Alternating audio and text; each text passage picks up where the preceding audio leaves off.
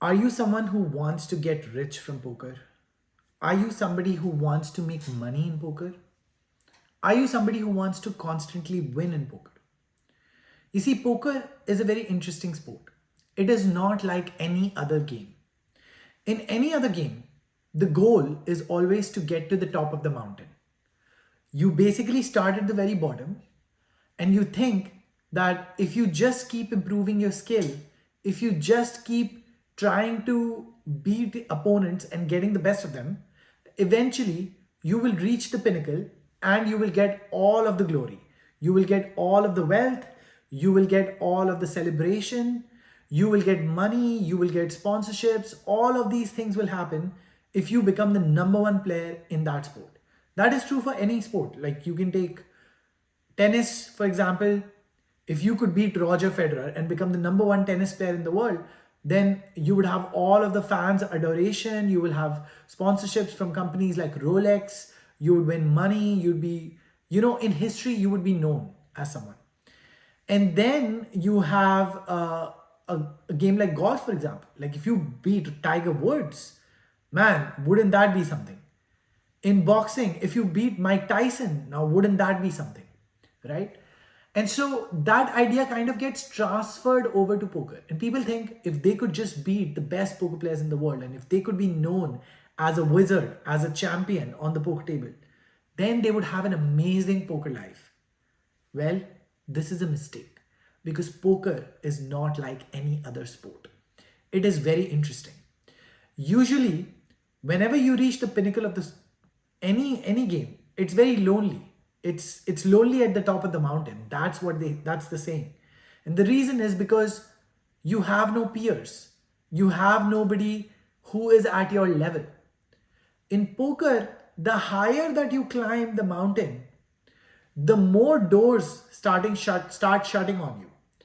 So the higher you climb on the mountain, the more doors are shutting on you. What does that mean? That means the better your skill of playing poker gets, the fewer games you get invited to.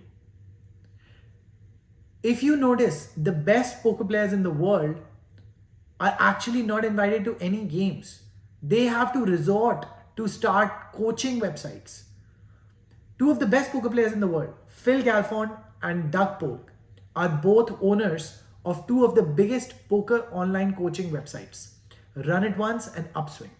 Phil Galfond started Run It Once and Doug Polk started Upswing when they realized that they have reached the top of the mountain, they had become a champion, everybody was saying, wow, you are the GOAT, you are the greatest of all time, and then nobody wanted to play with them anymore. Because who in their right mind would play poker with somebody who's clearly better than them? Whenever you do that, that's a disaster waiting to happen. That's a recipe for disaster because you're just going to lose money to that person now. So when you are famously known to be a great poker player, nobody wants to play with you. The strategy of the richest poker players in the world, who have the most fun playing poker, who make the most money playing poker, who are invited to the best, most entertaining games filled with action, games filled with billionaires, celebrities, influencers, are not the pros who reach the top of the mountain. They're usually people who are looked at as bad poker players. They have an image of being either a trust fund baby or coming from money or somebody who's a crazy gambler. And those are the kind of people who are invited to these games because nobody wants to play with somebody who's going to take money from their pocket and put it in his own pocket. People always want to play poker with somebody who they have a chance to win against. Nobody wants to play poker with people like Doug Polk and Phil Galfond, who are two of the best online poker players in the world. The only reason Chinese billionaires want to play with people like Tom Dwan and Phil Ivey is because those are known faces. Those people have fame. They were on high stakes poker on YouTube for 7-8 years straight. And they have fame which they want to associate with famous people. But if Tom Dwan was just some online poker player who was the best in the world, nobody would give two fucks. Nobody would want to play with Tom Dwan. And this is what most people don't understand. Most people are kind of brainwashed into believing that improving their poker skill is how they get to poker fantasy land. If there is a dream land of poker, imagine your dream game. You're surrounded by people who are richer than you, who are more influential than you and more powerful than you. And you are now among the rich and elite. You are proud to associate with the group that you play poker with on a regular basis. You're doing business deals with them, you're hanging out with them, you're going on vacations and exotic trips with them. Not only are you playing poker, you are actually making real friends on the poker table. And at the same time, you're consistently winning.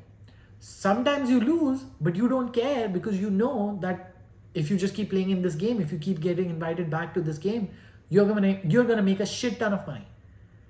And you're just relaxed. You're having fun, you're gambling, you don't have to play tight. You're playing loose, and yet you're winning. And this is the kind of game that most people want to get to, right? What is the path to get to this game? The path to get to this game is not by improving your poker skill, not by being known for being a great poker player, not by being known as a hero who's applauded for his calls and his bluffs. You want to be known as a crazy gambler. You want to have the image of somebody who has no idea what he's doing on the poker table, while secretly being better than what everyone thinks you are. That is the strategy of the richest poker players in the world. I'll give you two examples. The number one name that comes to my mind is Dan Bilzerian. Dan Bilzerian has reportedly made over $50 million playing poker. And none of these online poker phenoms like Doug Polk or Phil Galfond, who now run coaching websites, who nobody wants to play with, they don't even come close to this number. $50 million is such a huge number that most poker players don't even believe it.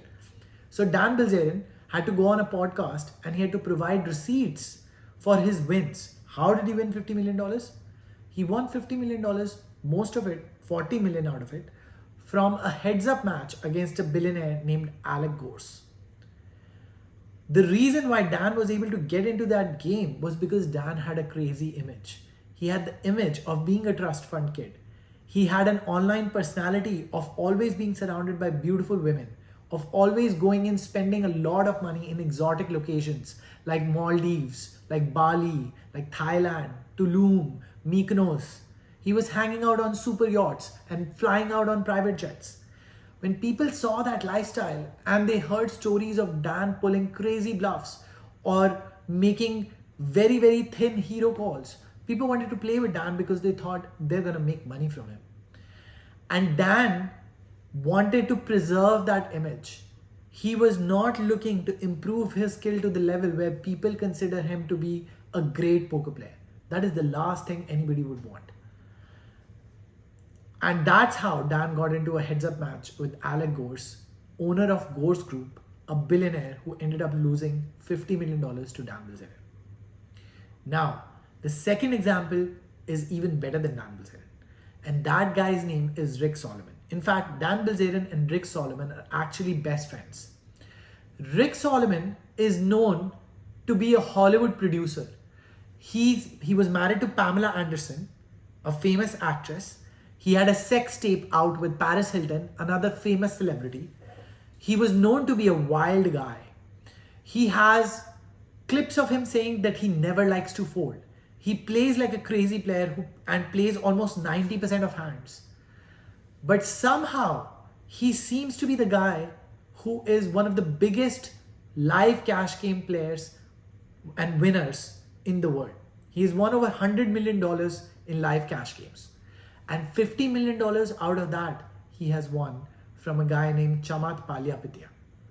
Chamath admitted to losing $50 million lifetime to Rick Solomon on a televised poker game. How did Rick Solomon do this?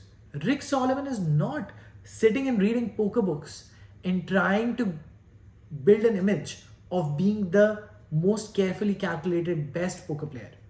He plays any hands. He hates folding. He loves pulling big bluffs. He loves making crazy calls. He loves going all in to gamble. That's the kind of image he has, which is why he's invited to the best poker games in the world with the richest people, the most influential people, the celebrities who want to have fun.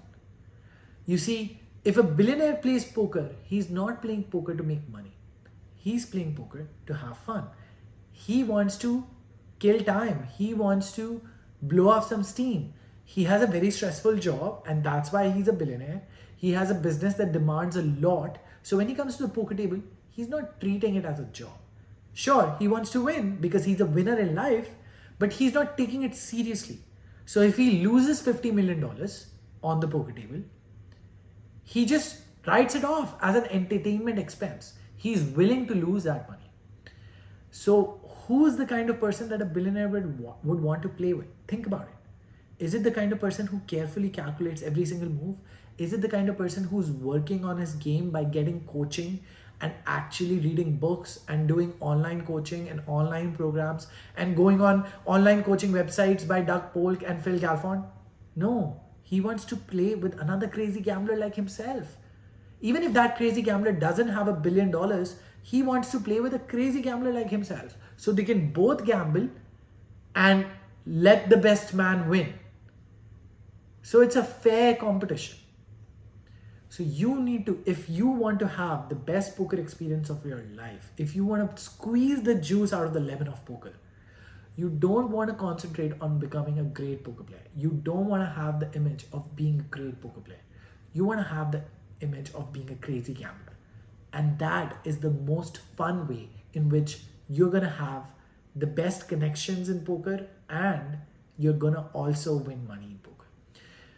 One of the biggest things that I've seen is that a lot of these youngsters have been brainwashed into climbing the ladder of poker in terms of skill. I want to climb the ladder of poker in terms of success.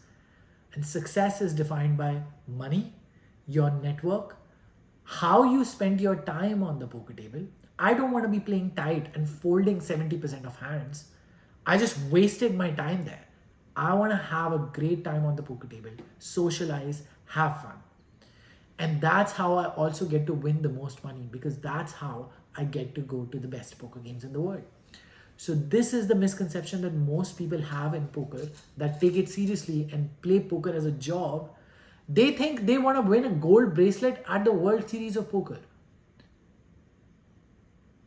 I would give up my left hand to erase the reputation of being a World Series of Poker bracelet winner. Because once you win a World Series of Poker bracelet, you are never getting invited to any great cash game in the world. Nobody is ever going to want to play with you. I would rather cut my own hand than win a World Series of Poker bracelet. People thinking that they won the World Series of Poker bracelet and they won $100,000 is almost insane to me, that they think that that is success in poker. And most of those people, after 10 years of going to tournaments in Vegas, end up being washed out, end up being not profitable, because they never actually went to the right games. So if you want to have a great time playing poker and you want to win money in poker, stop concentrating on trying to improve your skill in poker and actually start concentrating on building the right image and actually start concentrating on connecting with the right kind of people. I hope you like this video, and I hope it broke some of the misconceptions that you have about poker. If you want to watch more videos like this, then subscribe to this channel, because I'm creating videos for recreational poker players who are over the age of 40 and who want to play poker with the rich and elite. And I'm going to be giving you all of my secrets that I have learned over 10 years of playing in some of the best private cash games in the world. I hope you liked the video. Thank you for watching, and I'll see you in the next one.